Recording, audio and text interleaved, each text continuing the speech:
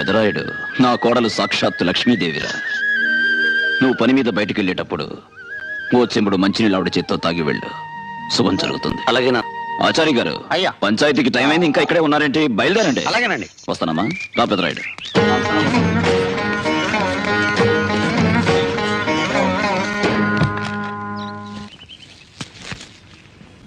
వాళ్ళు జాగ్రత్త అమ్మా. మీరు వెళ్ళరండి మావయ్య గారు, బిడ్డలు నేను జాగ్రత్తగా చూసుకుంటాను. శభాష్, చాలా సంతోషం అమ్మా. మరుదుల్ని చూసుకుంటాను అనకుండా బిడ్డల్ని చూసుకుంటానన్నావే, నాకు చాలమ్మా. పెదరాయుడు పోనీ.